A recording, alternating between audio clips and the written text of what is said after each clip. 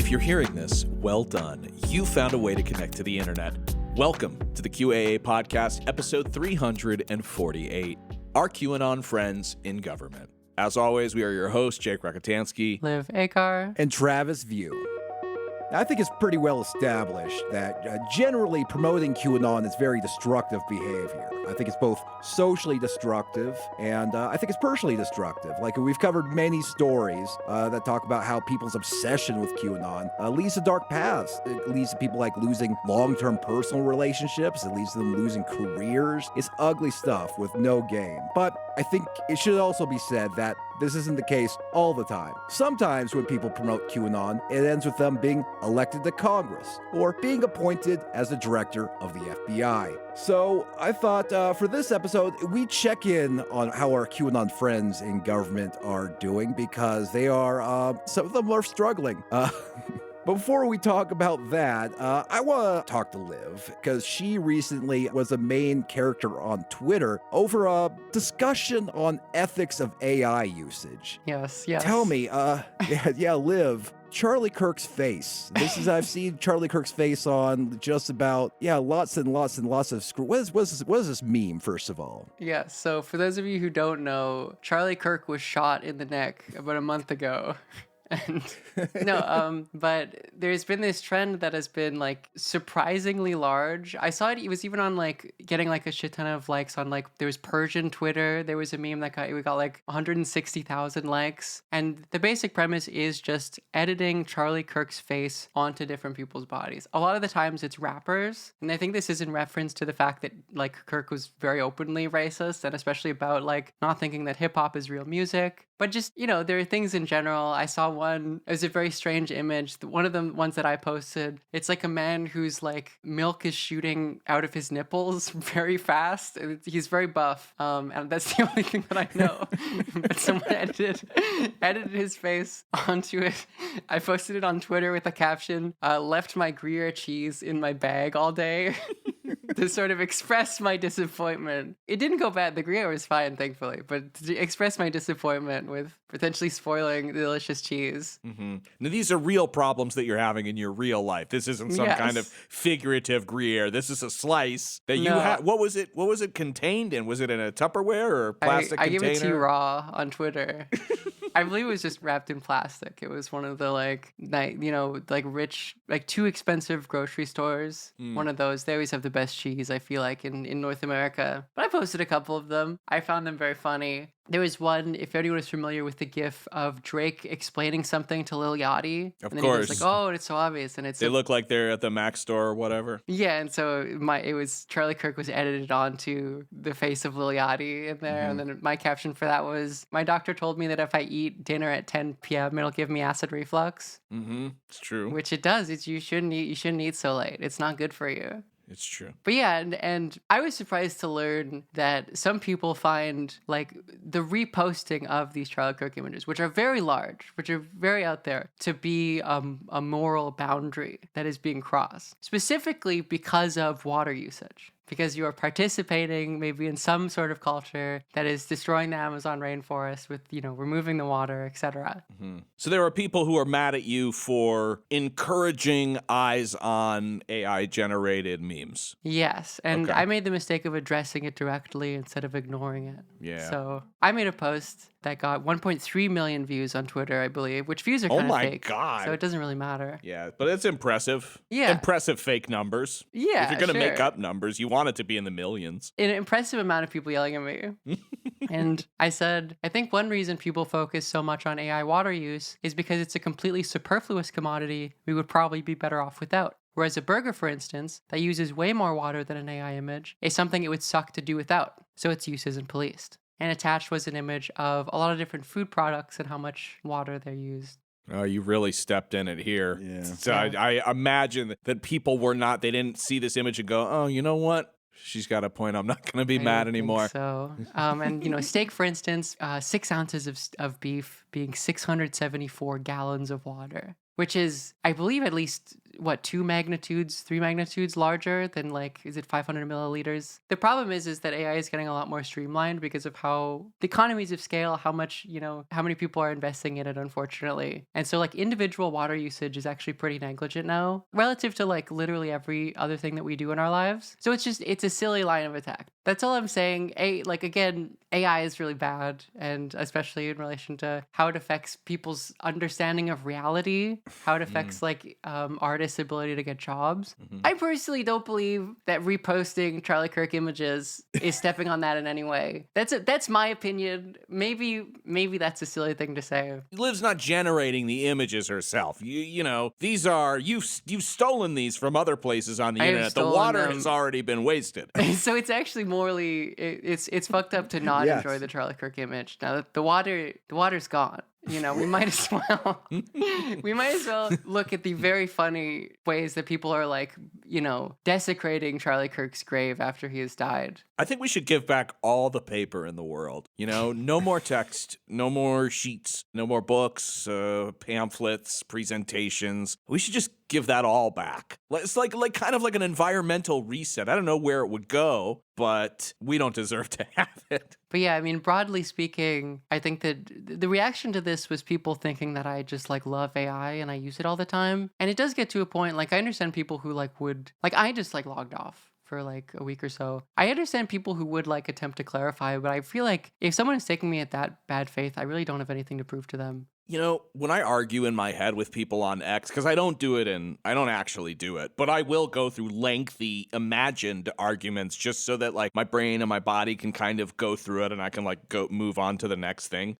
One thing I imaginarily sort of respond to my imaginary critics is I'm on Twitter for fun. If you think any real business is happening on X since Elon took over, I'm sorry, you're sorely mistaken. This is the mud pit. This is where you roll in the mud with the pigs. If you want to be chewing hay with the farmer, you got to go over onto a different platform, but maybe potentially even Blue Sky. But Twitter, the fact that anybody is trying to have any kind of, I don't know, something that matters happen there, I don't know. I feel like it's a lost cause. It's a bad place to police people, I guess. I do think that a lot of it is that I think that I was correct about why people focus on AI. It's a way of projecting because a lot of our some people responded by saying but we need burgers, and it's no, we actually factory farming shouldn't exist. You shouldn't be able to get burgers easily at all. That's terrible and actually shouldn't exist. Barring the discussion of whether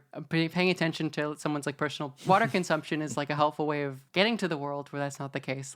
No, absolutely. There shouldn't be a place where there are 400 burgers frozen, ready to be microwaved. If a couple of people drive up to a window, that you don't really need a window with 1,000 frozen burgers behind it, and depending on how many people drive up to that window with the proper payment methods, that you can just walk away with one. Yeah. I'll say that, yeah, definitely. It's my personal contribution to the coming environmental collapse. Only a small part of that is AI. I've done way worse than ever use AI products. Yeah, every time I'm afraid to even admit it because I have a feeling that there are QAA listeners who will reach out rightly after they hear this and be like, hey, you really shouldn't do that. But sometimes when you throw away into a trash can, a little piece of you goes is this supposed to go in here? I don't know.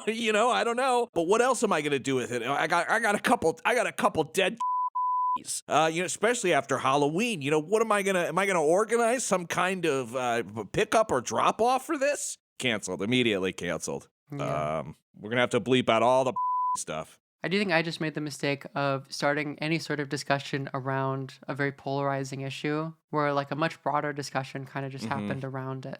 Travis mentioned earlier that I was a main character, which is in reference to a pretty old tweet. I can't remember by who, about every day on Twitter, there is a main character. Your job is to not become the main character. Yeah. I think, yeah, I mentioned as we were talking about it before the show. I think one of the strangest parts of becoming an internet micro celebrity is the fact that people will create this whole story about like who you are and what you value and what you're secretly doing when you're not online, like inside of their heads. And it's just a wild story based on nothing, but they hold to it very, very dearly. Yeah, I mean, I used to be a lot more upset, I think, about people not liking me, and especially people who like used to like me being like, "Oh, we disagree on this point." That happened after all the Charlie Kirk stuff where I was saying the shooter was obviously not a groiper, or that nothing indicated that he was a groiper. But I do feel like I realize that like a lot of the times when people like you, they also have a false image of you in their head. And if the only thing stopping them from not liking you is like understanding your brain better, then it's like, okay, well, oh well.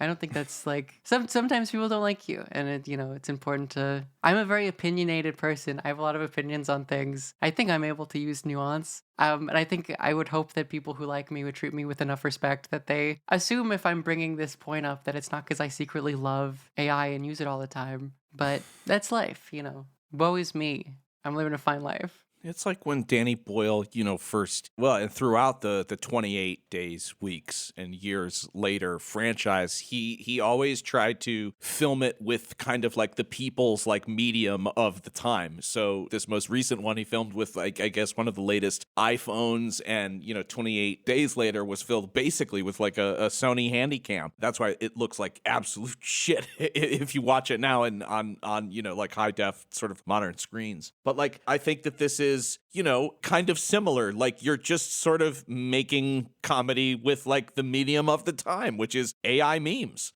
Yeah. No, it is depressing how just ubiquitous AI is now. And everything, like you can't Google search without, negative 500 milliliters, like the stupid, it's not something that like you should generally use anyways, because it's just bad at telling you the truth a lot of the times, the Google AI summary. So I mean, I understand in that respect. It is depressing. But yeah, this is a thing that you hope won't be a thing in the next decade or so, because there is a lot of upkeep for AI, and there's clearly quite a large bubble there. It costs a lot to maintain, especially these like very large servers. So inshallah, one day people will not have access to ChatGPT, but I don't know. Yeah, it'll be I don't know if it'll just become the new like search engine. Like it'll just kind of be, oh, remember when we had Google, we had Bing.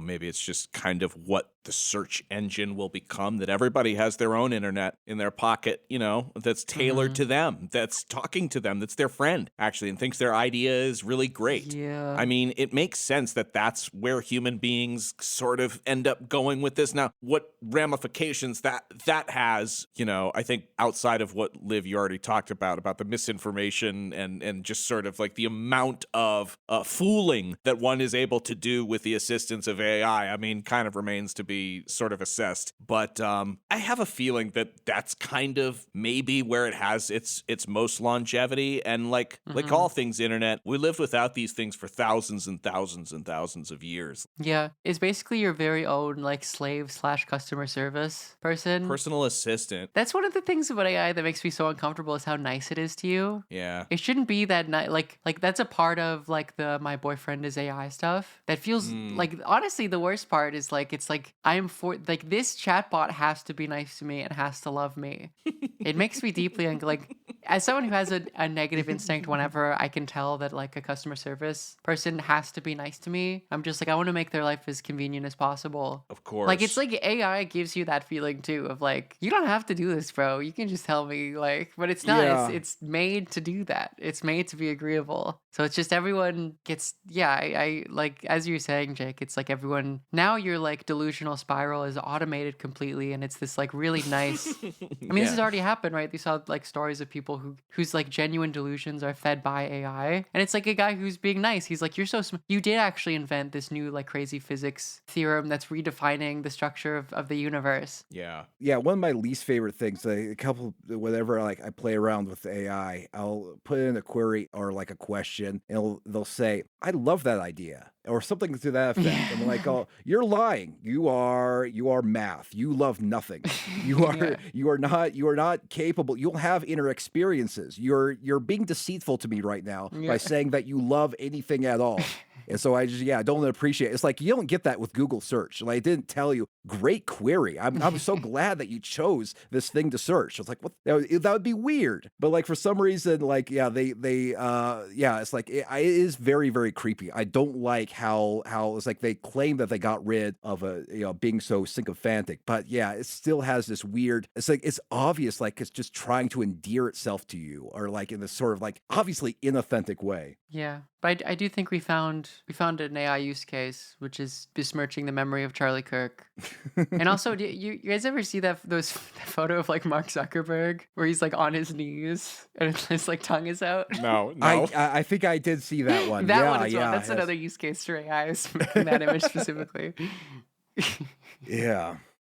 Now, let's move on and talk about Margarie Taylor Greene, Representative Margarie Taylor Greene from Georgia's 14th District. So yeah, recently I saw a lot of headlines that said that Margarie Taylor Greene says that she doesn't believe in QAnon anymore. Or Margarie Taylor Greene renounces QAnon. And this was based on an exchange she had on The View. And I hated these as fuck. It's so lazy reporting. And it's true that she has like distanced herself basically from like the QAnon branding. But like really, like even now in 2025, she still expresses beliefs in the claims that she obviously got from QAnon. So before I talk about that, so here's what she said on The View. Say you don't believe in the QAnon conspiracies anymore? Oh, I went over that a long time ago. I mean, you've changed? Well, no, I haven't changed. I was a victim just like you were of media lies and stuff you read on social media. You all have attacked me many times on this show. We have. Because of things that you read about me.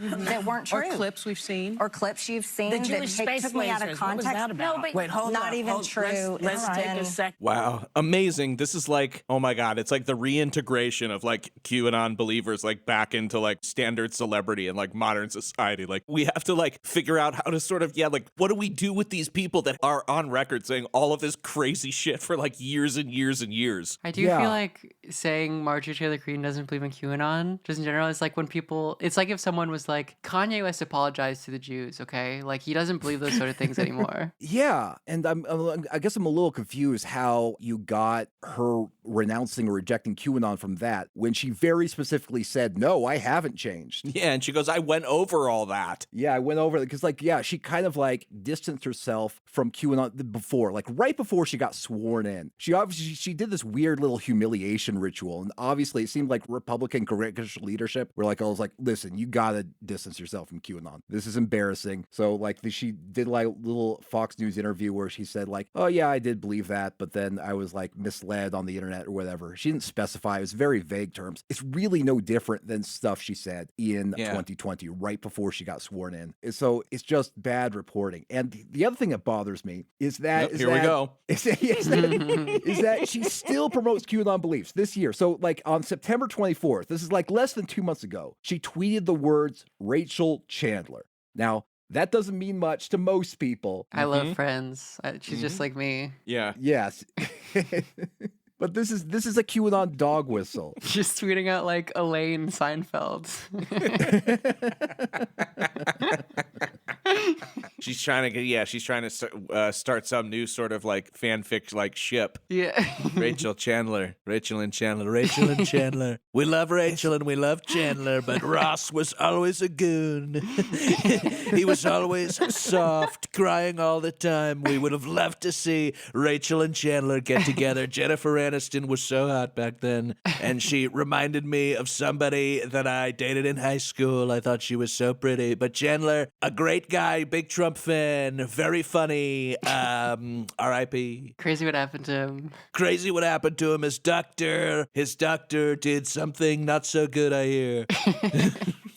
Yeah, so Rachel Chandler, she's like an heiress, and she was like photographed with a lot of celebrities and stuff. And like she's like affiliated with the Chandler family, who owned the LA Times for a while. And for lots of her career, she worked as like a casting director and like a modeling executive. And like QAnon, lots of conspiracists accused her of having some sort of connection with Epstein, which is just, there's no evidence of it. Julie K. Brown, reporter with Miami Herald, like commented on it and called allegations that she has connections with Epstein just internet conspiracy shit. So there's just, it's really just a smear. There's no one that's turned up any evidence she has had anything to do with Epstein. But because Q mentioned Rachel Chandler, QAnon followers got it their heads that there's some sort of affiliation there. And again, a couple months ago, Margarie Taylor Greene promoted a QAnon belief. She didn't say, I believe QAnon. She just tweeted Rachel Chandler, which is something she obviously got from QAnon. So it's like, this is what drives me crazy about like reporting. This claims that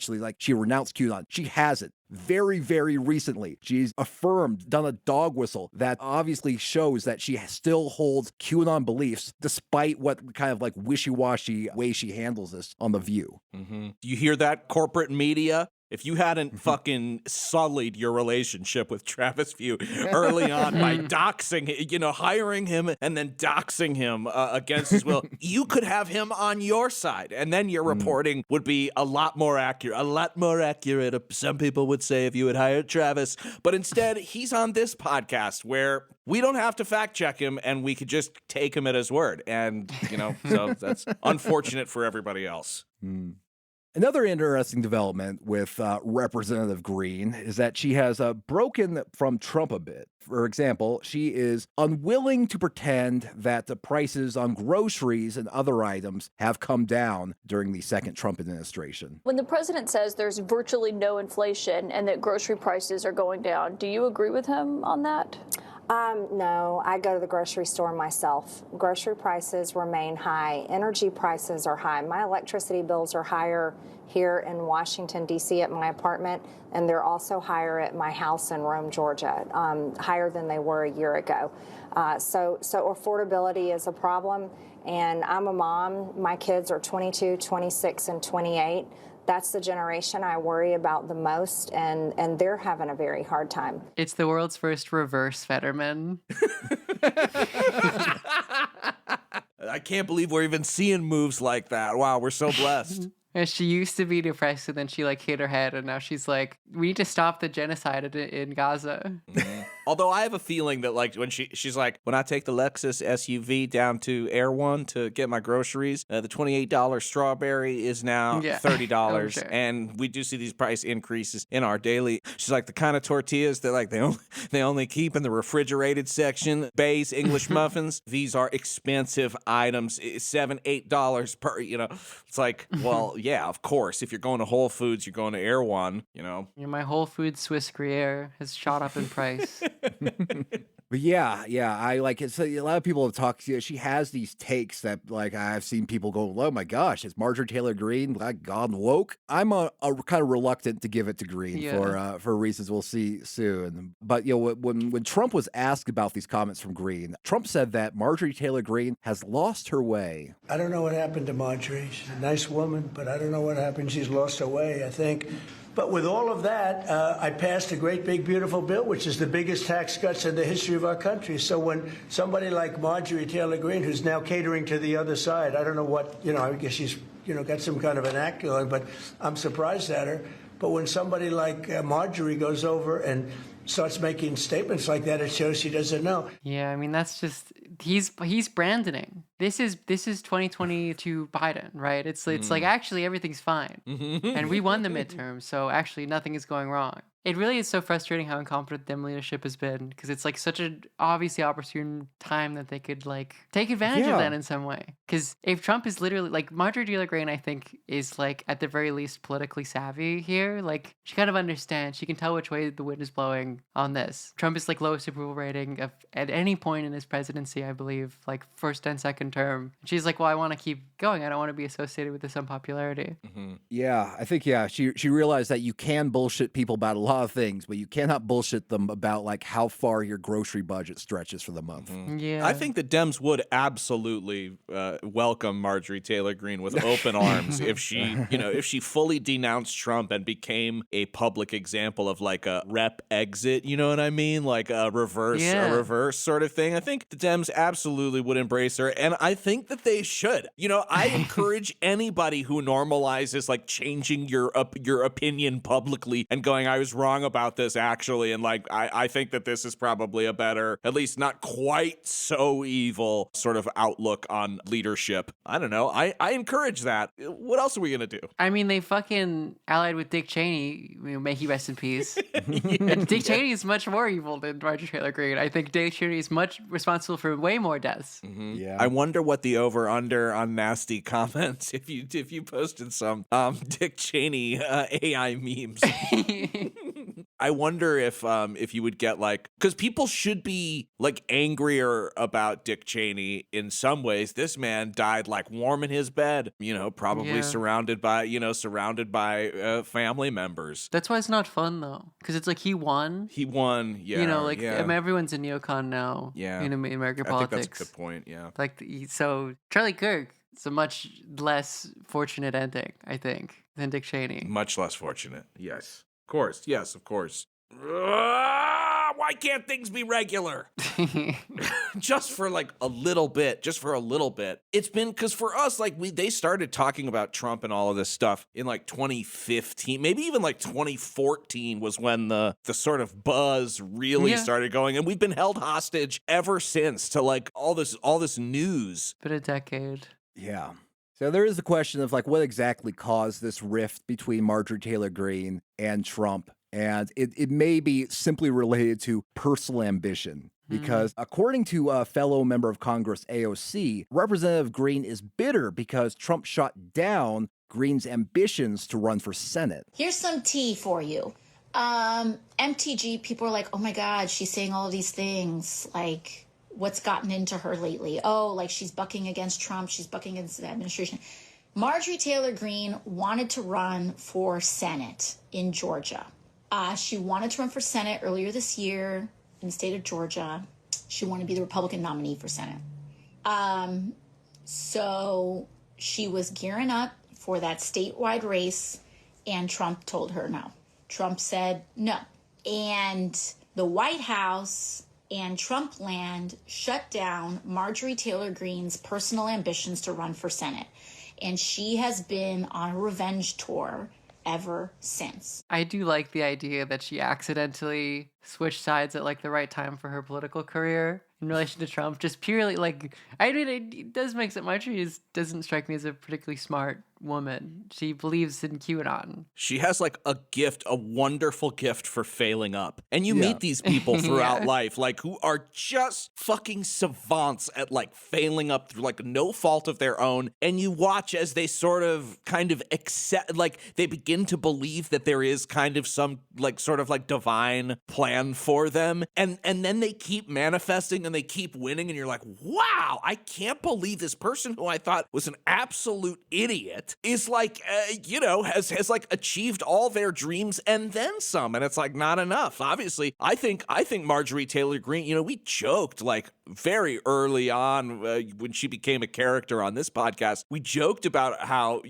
one day we might see her on a ticket, but I think she wants to see herself on a ticket one day. I think she has a future. I think we'll be seeing more of Marjorie for the next little while. Bet. Especially like she isn't like, is it like an aura plus 40 or something? Georgia district, like she's there for a while. Yeah. I mean, this is why I think it's a little frustrating. We talk about Marjorie Taylor's opinions like, oh, is she following where the political winds are shifting? Is she gone woke? Why is she saying these things? As if they are like they're related to calculated political strategy, as if there might be related to any sort of like shifting principles, or even kind of like, shrewdness. But no, they may be simply related to bitterness over thwarted political ambition. And in fact, if she was sort of like given the green light to run for Senate, she'd be out there saying, oh yeah, grocery prices are rock bottom, just as President Trump says. Yeah, exactly. Or, potentially maybe some Dem talking points if it seems like that might be more advantageous.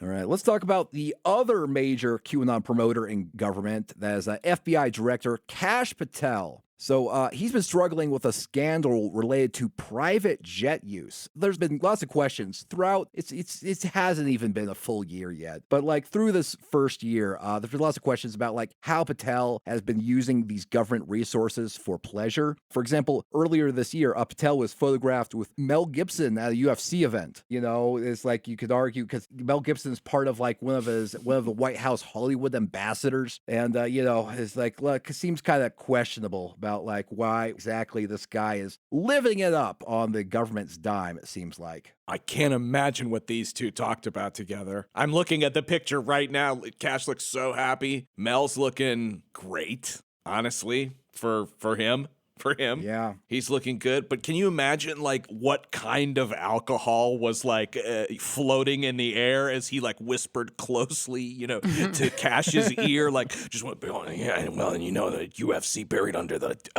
at the arena here. They talk a lot about it, locker rooms, but what it really is, there is a highly advanced cryo chambers down. Like, can you just imagine like all of the things? Like it would be the meme of the guy at the sports game, like, whispering to his, non-interested girlfriend. No, it'd be like you talk to like, this is really great. This is the only really entertainment that hasn't been captured by them yet. So yeah. You know what I think though, actually, if I really am imagining this, it's probably something like way more mundane. Like he's like, guy on my crew. He's like, guy on my crew, Jack Tivo. Guy on my crew, Jack Tivo. He's serving a life sentence for murdering his wife and daughter. Do you think there's anything you can do? He got a real he did the murder, but she was a real cunt. Like, is there anything you could do?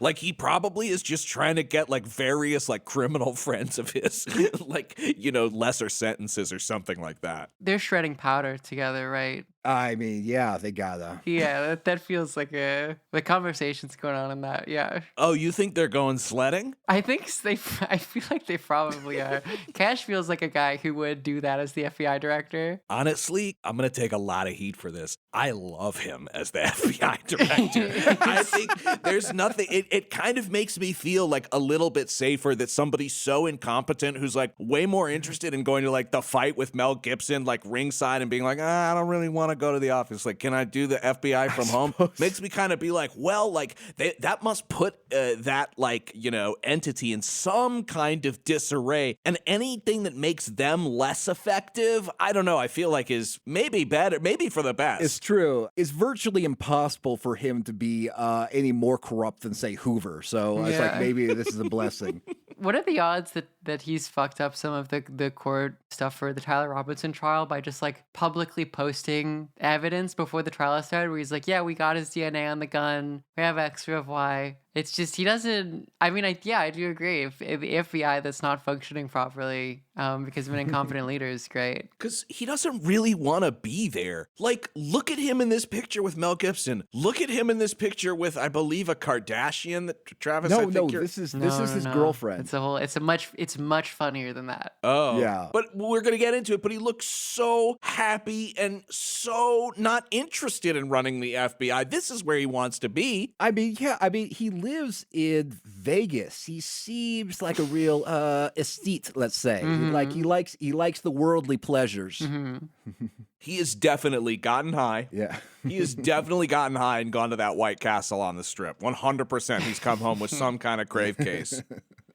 So, yeah, this recent controversy happened because he reportedly used a $60 million jet owned by the FBI to travel to State College, Pennsylvania, where his girlfriend, the 20-something country singer Alexis Wilkins, performed the Star-Spangled Banner at a wrestling event that took place at Penn State University. My favorite detail about her is I believe she's like Swiss. Like she's European immigrant who decided to become like a Texas-style country singer. Yeah. Talk about assimilation.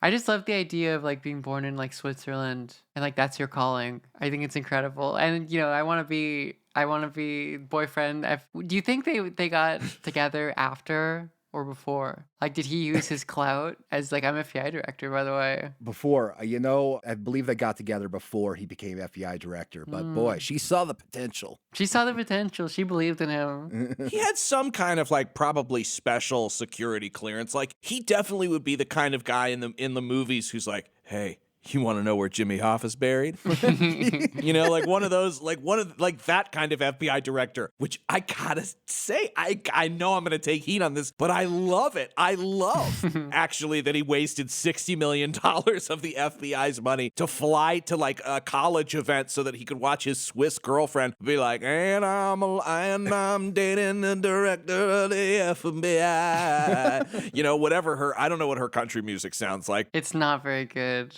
It's quite bad. Yeah. This particular performance was just the Star Spangled Banner, right before like a pro wrestling kind of performance. But interesting, relationship.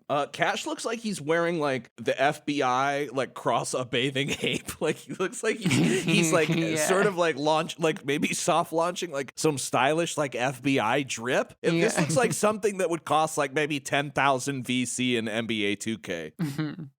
So this is particularly interesting because Patel's been a vocal critic of government officials using official planes for personal business. In a 2023 episode of his podcast, Kash's Corner, Patel said that he wanted to, quote, ground Chris Wray, the previous FBI director, his private jet travel that he pays for with taxpayer dollars to hop around the country. And now he's doing this himself. So he's like, he will stop, the use of government jets for private use right when he like releases the Epstein files on day one. This is just something he said. Like all these guys, they didn't really think they'd win, so they thought they didn't really think that. It was like, well, I make sure when I say things, I can be consistent once I actually get in. They didn't plan this far.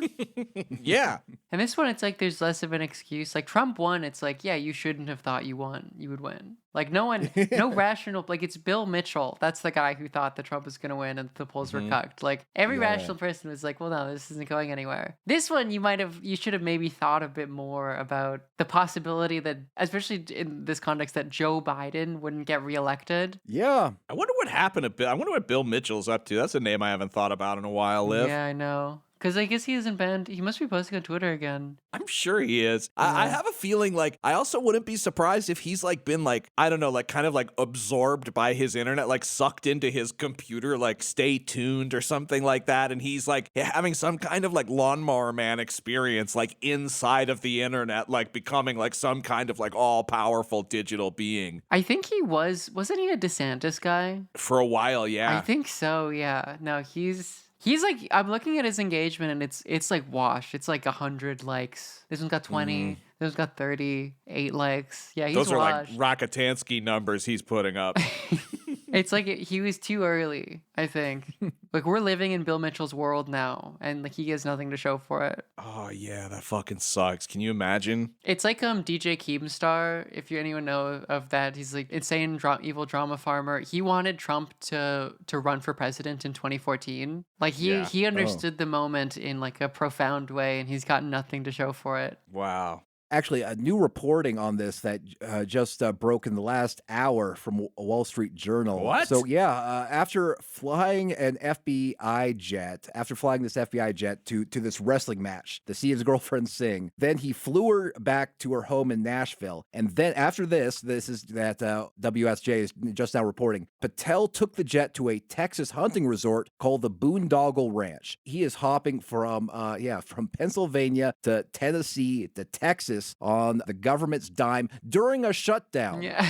Wow. No worries, babe. We can take the jet. We can take the FBI jet. Oh my God. Yeah, I mean, yeah, of course. That's guy's like, yeah, it's FBI jet. Maybe we get up there. I'll tell you who killed JFK. We'll see. Oh my God. This guy is like, You want to read the Epstein files? He's fantasizing and going back and looking at 11-year-old Kash like square in the eyes and being like, dude, you have no fucking idea what we're about to do together. He's like, you're going to be flying hot Swiss country singers back home on your FBI jet. Why, you might ask? Because you're the director of the FBI. The kid would be like, come on, man. Like it's just, Yeah.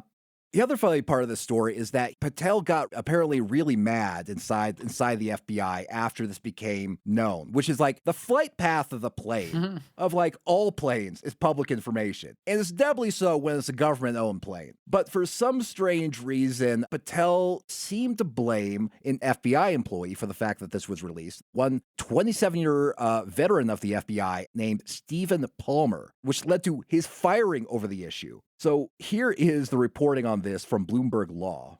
The FBI forced out a senior official overseeing aviation shortly after Director Kash Patel grew outraged about revelations of his publicly available jet logs indicating he'd flown to see his musician girlfriend perform, said 3 people familiar with the situation. Stephen Palmer, a 27-year veteran of the FBI, became the 3rd head of the Critical Incident Response Group, which includes FBI pilots, to be fired or removed in Patel's short regime, adding to a year filled with retributive terminations.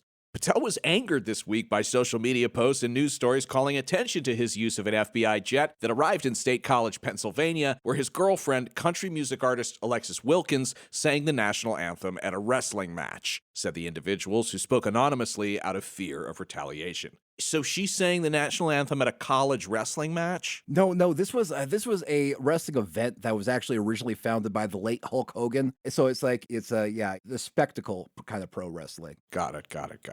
Palmer was told he needed to immediately resign or be fired, which the individuals said was at least partially connected to Patel's fury over the negative media cycle on his personal travel. Palmer's position included supervising the FBI's aviation units, but Patel's flight schedule was readily traceable through online tracking services, and he reposted photos of himself with Wilkins at the event on his personal X account. The people familiar with the matter said they were baffled as to why Patel might have blamed Palmer for the travel details. So it's so fucking embarrassing to be ruled by these fucking morons. This guy doesn't even know, he's the FBI director, he doesn't know that the flight path of like all flights in American airspace is publicly trackable. He wasn't aware that anyone could find this out if they just if they go into the right website or have the right equipment. I mean, Jesus Christ. Yeah, it's so much more embarrassing than like traditional like evil authoritarian American politicians. So like the classic like kind of like there will be blood like oil baron type guy. Like it's Kash Patel and fucking Mark Zuckerberg. That's the like economic political domination matrix of American society.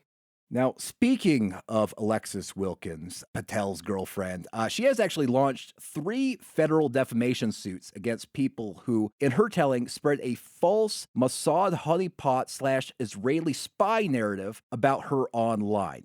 She is, she's an attractive young woman. There's a joke in technology and government is that if your girlfriend's a 10, she's an asset. So some people took this a little too literally, and they started saying that she is some sort of Mossad spy who's entrapping Kash Patel. I do think, that is just, everyone is QAnon now. Everyone does conspiracies, the left and the right. It's just, that's all people have, I guess. But I will say, if you don't want people thinking you're an Israeli spy, I don't think suing people about them accusing you of being an Israeli spy is the move. Well, and I don't think Israel would need a spy to get this information. I think that they could probably write Kash an email and be like, hey, what do you got on this? And he'd be like, let me get back to you. Mm-hmm. I think they could probably just ask him. And he's like, I didn't know. I wasn't supposed to tell them that. Just like I didn't know I wasn't supposed to use the company jet to go to the wrestling show in Pennsylvania.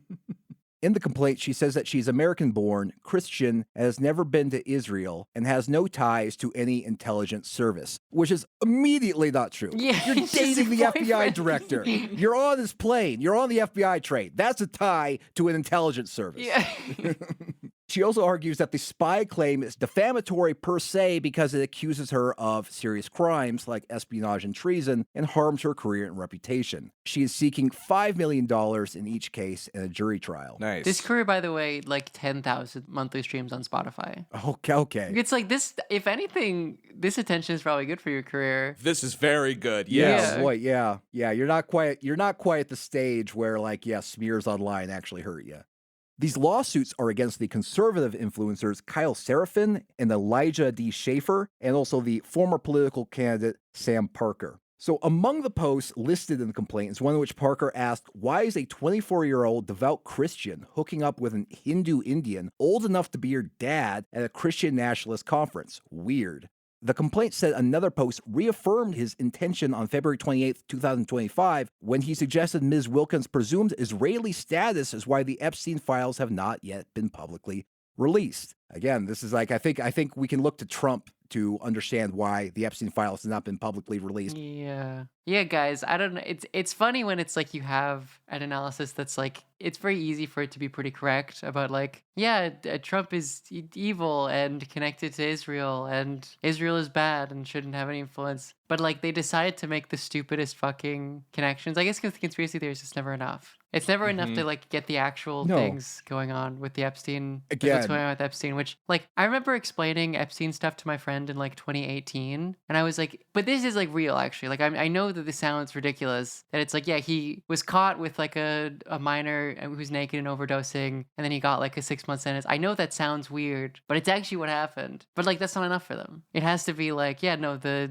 only possible reason why Kash Patel, who is Hindu as well, by the way, I don't know why that's relevant. There's no way that he could be having sex with a woman in her 20s. Unless it was literally Israel.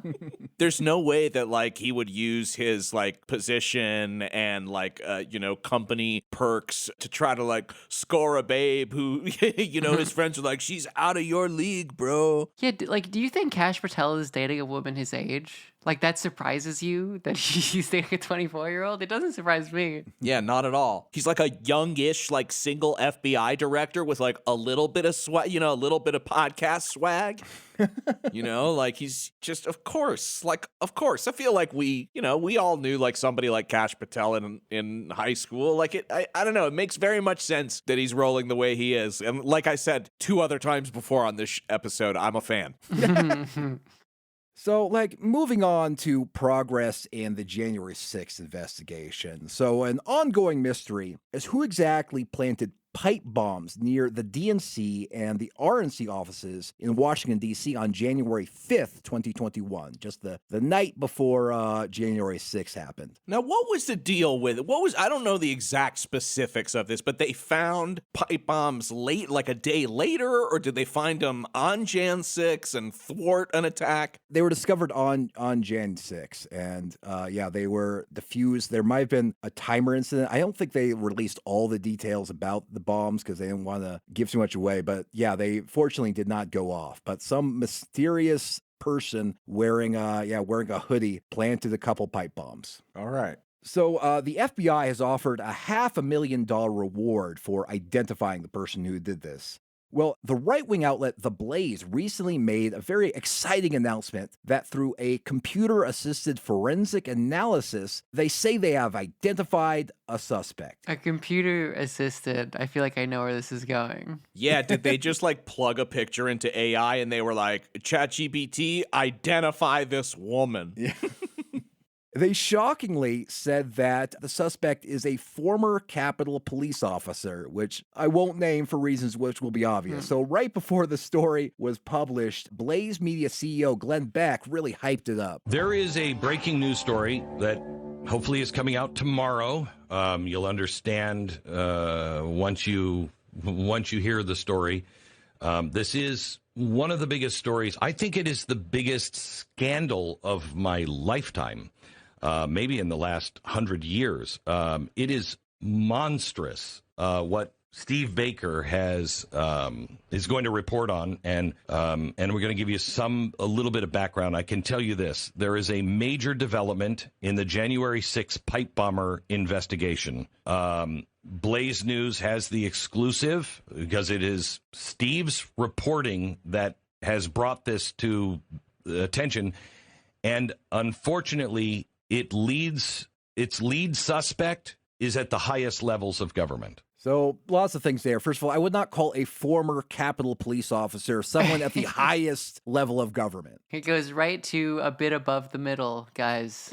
A bit below the middle. It goes right to the person who has like the highest power amongst people who have no power at all. It's like, that's right. We're talking about people who shoo someone if they loiter a little too close to the Capitol. Oh, yeah, there's a lot of showmanship going on here. I haven't seen Glenn Beck in a while. He's looking more and more like Guy Fieri. Yeah. I see that. I love the country music too. Like America is like a fake country to me entirely, and the fact that like country music is like that ingrained in right wing media. I understand Alberta does exist, so it is in Canada too, but doesn't seem real to me. It seems like a parody. Like, if we're not like part of the like 9 to 5 rat race, like we're to varying levels of failure or success, we're all sitting like 2 to 3 feet away from like like a laptop that's facing us with like a little green light and a camera that's recording. Like we're all just like a fake news background away from just like everybody is like trying to be a newscaster of some kind or some kind of presentation. Like everybody is sort of the arbiter of their own public access channel. A newscaster for people when they are like bored and they want to do chores, basically. Yeah, for the people, by the people. So, the reporting was published. It named a woman, a former Capitol police officer, as the person who allegedly did this. There's no good evidence, but this is what they said. And then the claim was amplified by like a bunch of people, like members of Congress, Representatives Barry Loudermilk, Anna Paulina Luna, Thomas Massey, like lots of people without really looking too deeply into the reporting, just claimed it was credible. And so was this evidence? So apparently they used what they called gait analysis, GAIT, as in walking, gait analysis. Oh, this is something that all of the transvestigators use, where they're like, clearly this like cisgender man has like a female gait, and if you draw, they're walking in a way that's identifiably. So they're doing that, but for personal identity, I guess. Some people before there was this wild claim that it was like Margarie Taylor Greene. For some reason, they think the Pipebomber has a female gait. I don't know what the hell they're getting this from. Oh, yeah. Okay, so they are making it like that. We're talking about gait? What? Yeah.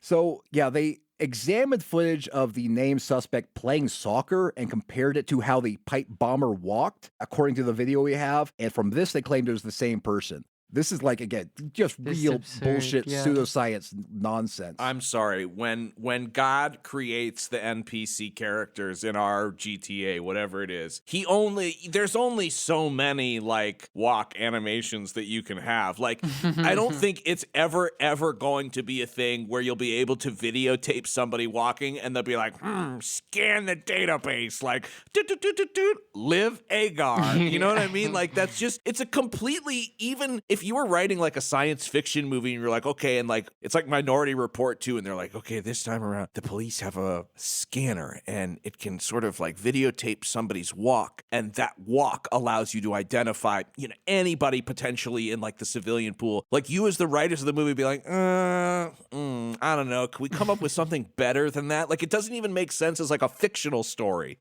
However, the story seemed to fall apart after the FBI issued a statement indicating that their investigation is ongoing, which many took to mean that they're not buying this accusation. Yeah, just being like, for no reason at all, we're still looking for the person, by the way. In case any of you know anything, just a reminder, just re-upping this, just bumping this. In fact, Glenn Beck himself seemed to like back away from the story. That was published on his own outlet, but a retraction has not yet been published as of his recording. But this is what Beck said. So, Blaze News arranged for a forensic gait analysis. This isn't guesswork. This is a scientific algorithm that compares the knee flexing, the hip extension, the step length, the cadence, and variance. It's like a digital footprint of how a person moves through space. Well, the software returned a 94% match between the bomber's walk and that of the walk of a former Capitol police officer, who I'm not going to name here. And I'll tell you why I'm not going to name her here. When the analysts that were human, they looked at it, they put the match closer to 98%. Now, let me stop here and tell you why I'm not telling you the name of this person, because a match is not guilt. A comparison is not proof. This person of interest is still a citizen whose life carries the same dignity and presumption of innocence as yours and mine, and I can't tell you what is true in this story yet. They used a scientific algorithm that if you type it funny will give you like an apple pie recipe. I think they used an algorithm on Glenn Beck's voice too. Even just watching his like wave playback, like as I could see it on my own like recording software. I'm like, they have got this guy running through some kind of like AI. I bet he's got a hamster or something in the background of his studio that's on one of those wheels that's like squeaking all the time. And they have to like run him through like some kind of like crazy crazy post-processing to like, make it sound like he's just in a regular news studio. Yeah, I mean, this is really fucking shocking. It's like, I'm surprised that even if they said, 96, like 95, 96%, well, so you're like wrong 1 in 20 times, like, and you're accusing a person of being a violent terrorist. And then this accusation was amplified by members of Congress and lots of people with large followings. Like, if this really falls apart as much as it looks like it's falling apart, I mean, this is a slam dunk libel lawsuit. I feel like libel is like normally pretty hard to successfully sue for in the United States because of the First Amendment. But God, this is really shocking. I mean, I don't know. It's so stupid. And it's so fucking slimy too, to like use your listeners' like, patriotism or belief that somebody is, innocent until proven guilty to fucking like walk back your bullshit fucking, you know what I mean? To be like, well, and look, this person does still have rights. Yeah, only since you found out that there's like a potential that you could get in trouble for like posting this. Do you care about like what their, rights are? Now, before we were talking about Margarie Taylor Greene becoming wokeified in some unexpected ways, but on the whole, she still remains pretty loyal to President Trump, as well as J6ers who have since felt the long arm of the law for their decisions in the weeks and months following the 2020 election. On Monday this week, Greene tweeted, "Thank you, @POTUS, for pardoning the 2020 alternate electors. They fought for election integrity and were punished harshly by a politically weaponized government. But please free Tina Peters! ! She's a gold star mom." Is that a term? Gold star mom? Yes, yeah. Her son. Yeah, veteran son. I see. It's when you've never not been a mom before. Right. No. Yeah. It's not a chart of like how good you're doing as a mom. No, it refers to the fact that her son was a veteran who died. Oh, interesting. She's a gold star mom wrongly convicted and serving time in prison. She is a political hostage in America! ! Mm-hmm. Now, I'm sure many of you remember the somewhat sad and disturbing case of Tina Peters, the Mesa County, Colorado clerk, who was sentenced to 9 years in prison for her role in breaching voting machines. This was, she claimed, in an effort to prove the fraud that President Trump and his lawyers were alleging took place across the country. Now, in case you don't remember what got Peters in so much trouble, I'm just going to read this quote as it appears in the Yahoo News article because it's so funny on its own, and I quote, "Prosecutors allege that Peters stole a county employee security badge to help a man associated with MyPillow CEO Mike Lindell gain access to the county's voter systems." What happened to Mike? He was like the day one like CEO for Trump, because now all the big CEOs have like bent the knee, but like I feel like he needs more, like he should be able to be doing crime in the Trump administration if everyone else is making money. I agree. I think we should give him a very important position, much like Kash Patel. I think we should, in fact, maybe Kash Patel, he should replace Kash Patel as the head of the FBI. Yeah, if Kash has to step down, he's the second slot. He's the batters. Up next. Mm-hmm. A man associated with MyPillow CEO. If ever there was a sentence to further like disconnect my brain from reality, that surely was one. Tina Peters has maintained her innocence and patriotism, much to her detriment. I don't know if you guys remember, we did an episode on this a while ago, but she severely pissed off the judge in her case and earned what Trump's current Justice Department believes was an unfair sentence. In fact, when I went to check in on Tina in the wake of pressure on Donald Trump to sling her a pardon, I unearthed a couple of interesting details that have taken place since we last talked about her case. In March of this year, Trump's Justice Department actually tried to get involved with the Peters case, essentially claiming that the judge was unnecessarily harsh on Tina because of her political beliefs. They also maintained that the judge unfairly denied her bail while she continues her appeals process. In May on Truth Social, Trump himself gave her a shout-out, posting, "Radical left Colorado Attorney General Phil Weiser ignores illegals committing violent crimes like rape and murder in his state and instead jailed Tina Peters, a 69-year-old Gold Star mother who worked to expose and document the Democrat election fraud. Tina is an innocent political prisoner being horribly and unjustly punished in the form of cruel and unusual punishment. This is a communist persecution by the radical left Democrats to cover up their election crimes and misdeeds in 2020. The same Democrat Party that flies to El Salvador to try to free an MS-13 terrorist is cruelly imprisoning, perhaps for life, a grandmother whose brave and heroic son gave his life for America. Colorado must end this unjust incarceration of an innocent American. I am hereby directing the Department of Justice to take all necessary action to help secure the release of this hostage being held in Colorado prison by the Democrats for political reasons. Free Tina Peters now. Surprised it took him this long. It's crazy. That's a lot of words. That's a lot of words for Tina. It's more than Mamdani, right? When I did Mamdani, he was just like, oh, yeah, mad. it sure is. And ellipses. Now, some might argue that the whole point is moot anyways, since Tina was convicted for state crimes as opposed to federal ones. So even if Trump did pardon her, it would not get her out of serving her 9-year prison sentence. I didn't know that. So it's only federal crimes the president has authority over. Yes. I see. So she's fucked, actually. Damn for Tina. Yeah, because as we'll see, there is no intention from the Colorado state officials to overturn her to the feds or to reduce her sentence or anything. Now, Tina herself appears to have latched onto a somewhat bizarre theory that because she will be serving as a witness in an upcoming federal probe looking into 2020 voter fraud, that she is therefore deserving of federal protection. Or in this case, living the good life in a cushy Fed lockup instead of the medium security women's facility in Pueblo, Colorado, where she is now. So I think the conditions are it most likely sucks. So gotcha. You're right. So she's looking for that Ghislaine Maxwell deal. She is looking for that sweet deal. Honestly, my opinion, free her. What, she's gonna steal another election? Like, probably not. I don't think so. Probably not, yeah. I don't think she's a threat to society. So her lawyers are also using this habeas petition to advertise new depositions they allegedly took over the summer from anonymous Venezuelan informants who they claim provide evidence that Dominion and Smartmatic are, in fact, able to rig elections. So, they're still doing the same thing.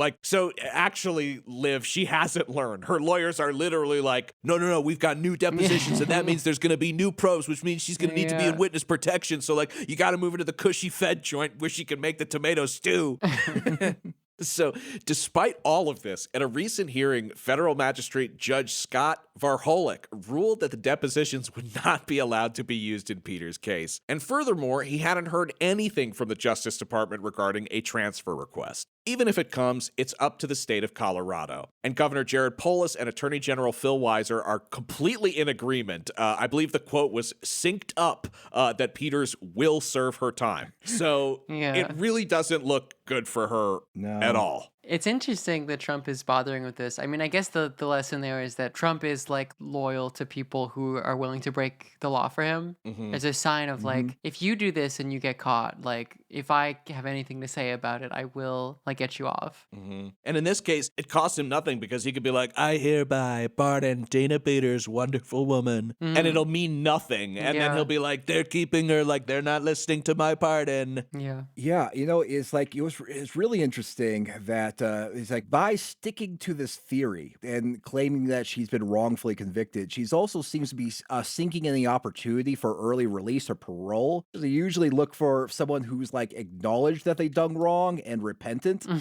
So she's so in on this, she's guaranteeing that she's going to serve her full sentence. Free her. That's a final message.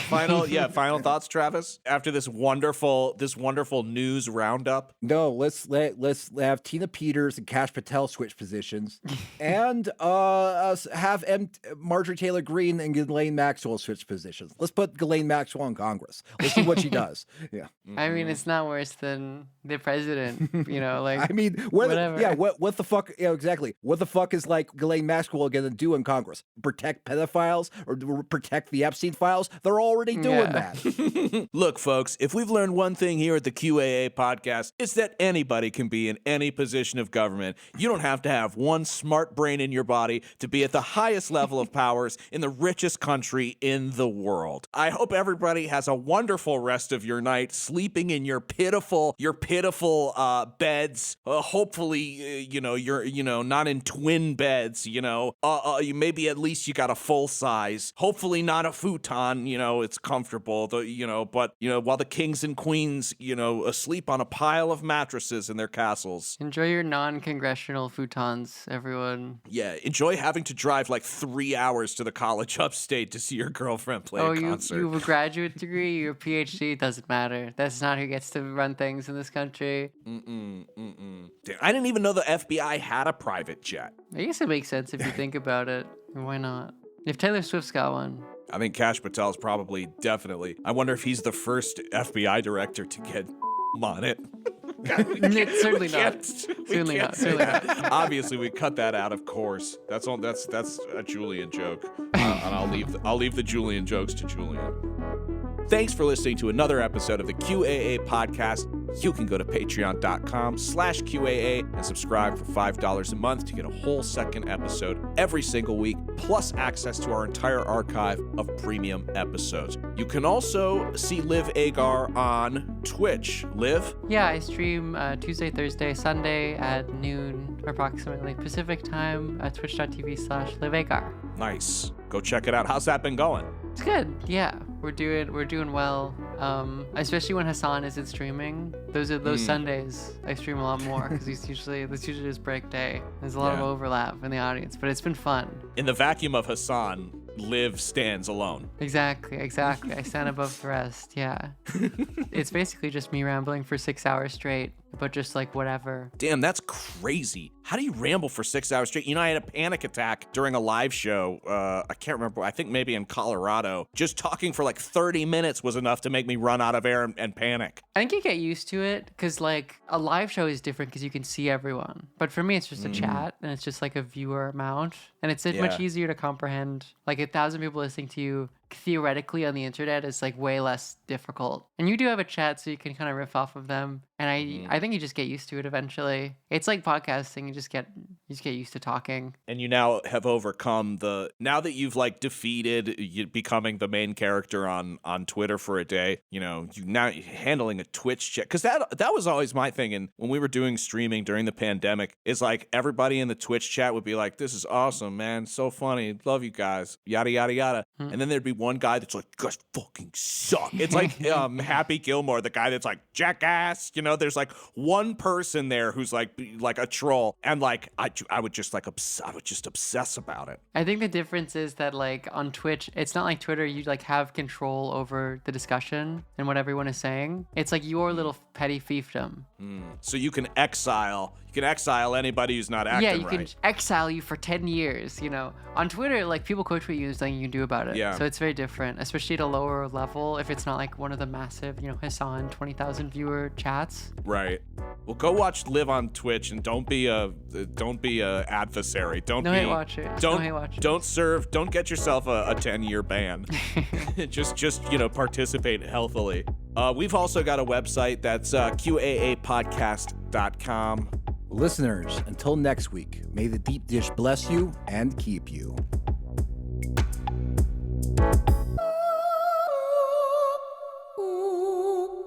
We have auto-cued content based on your preferences.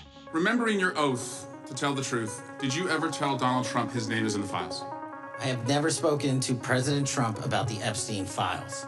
Did you ever tell the Attorney General that Donald Trump's name is in the Epstein files? The Attorney General and I have had numerous discussions about the entirety of the Epstein files and the reviews conducted by our team. Did you tell the Attorney General that Donald Trump's name is in the Epstein files? And we have released where President Trump's name is in the Attorney's files. It's a simple question. Did you tell the Attorney General that the President's name is in the Epstein files? During many conversations that the Attorney General and I have had on the matter of Epstein, we have reviewed. The question is simple. Who did you tell the Attorney General that Donald Trump's name is in the Epstein files? Yes or no? Why don't you try spelling it out? Yes or no, Director? Use the alphabet. Yes or no? No, A, B, C, Director, D, F.